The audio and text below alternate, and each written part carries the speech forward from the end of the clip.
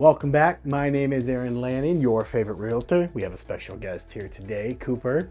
Make sure you download our relocation guides, links below. Now, I live in Menifee and I love Menifee, but today we're talking about things you should consider if you are selling your home. Let's go.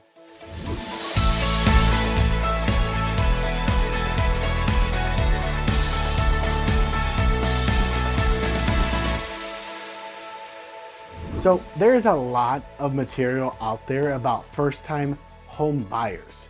There's not a lot of material out there about first-time home sellers. And even if you sold your home a few years ago, how well do you remember that process? And each process can be a little different depending on how well the agents, both agents, communicated and how experienced the buyer is and how well the buyer was trained. Also, how good the lender is and how good the escrow company is. So a lot of moving pieces that can change each transaction.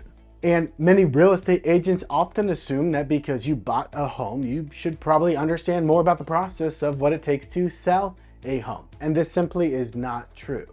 Because of this assumption, transactions fall apart. Hello, Mr. George. How much you pay for the new guy? 20 bucks? No, too much money. He's no good operator.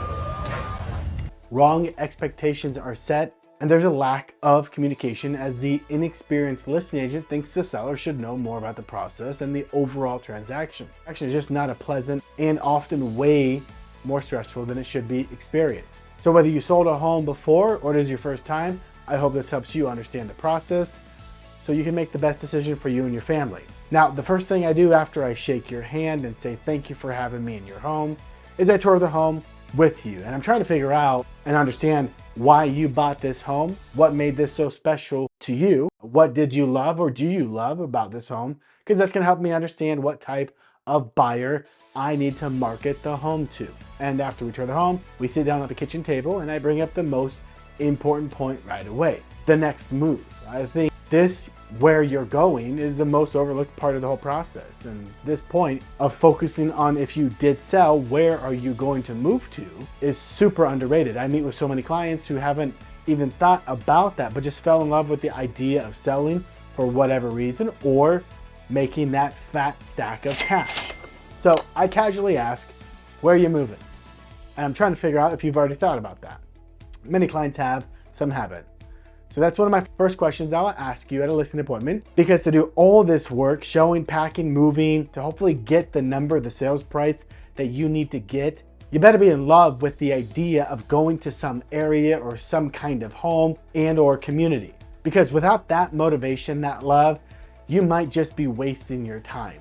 And seeing that money in your account will only help for so long because you have to live somewhere, so you're probably gonna spend that money, unless it's an investment property.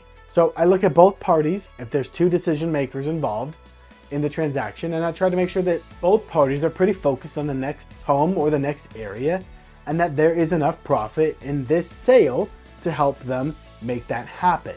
I was just at a listing appointment where it happened to be two retired single ladies, and one lady told me right away the name of the place where she was moving. The other lady hadn't thought about it. I then asked, is there a place you can stay until you figure that out, or are we going to try and make this sale contingent on you finding a replacement property? They didn't have an answer to that question, which I wasn't expecting an answer. 2 days later, they called me and said they are not selling. She doesn't know where she would go. I'm not here to pressure people. I'm here to guide, educate, and do a job once I'm hired. So in this example, I saved them a lot of time, headache, and possibly money nipping this in the bud right away. Because once I get you into escrow as a seller, it's pretty hard to get you out. Up next, I will focus on your timeline. How soon do you want to sell the house and or be in the next one? And at what price do you want to sell? I'll go over the pricing strategy we have. You will set the final price we list at, as I will guide you and give you my advice, but you're the boss here. Now, keep in mind the market, AKA the buyers, they'll determine the price we actually sell at, what offers come in. But I also go over our marketing and what we do that's different than everybody else. I'll show you my 100+ 5-star reviews and sales history so you know that I actively sell homes. My hardest transaction ever was with another realtor who sold tons of homes decades ago, but only sold one home every 4 to 6 months. That agent had a big ego, and even though we closed escrow, I would hope to never do another deal with that agent, like ever.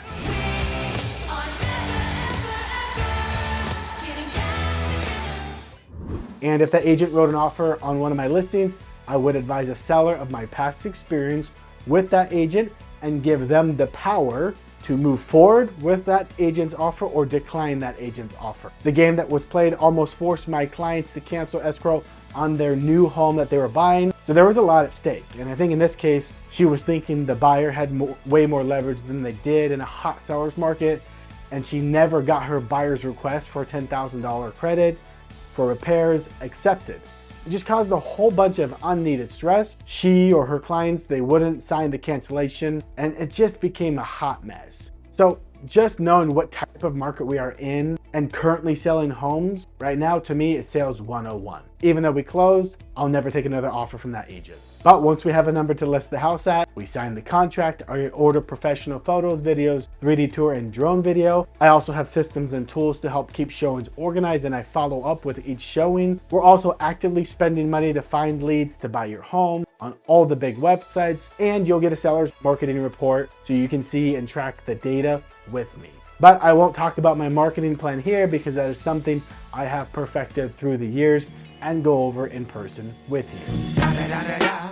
It's the one and only Digo Double G. Once we get an offer and you accept an offer, I want to highlight two very important things. Number one, just because you are offered $600,000 does not mean that that will be our final sales price unless that is a cash offer, and even then sometimes that number can change a little. If the buyer has a loan, then we have to appraise at that purchase price. And number two, I just met with a seller who refinanced a few months ago, and he had an appraisal report. In California, we can't use an appraisal report unless it's ordered by the lender. And that order then goes to a neutral third party, and then they pick the appraisal company.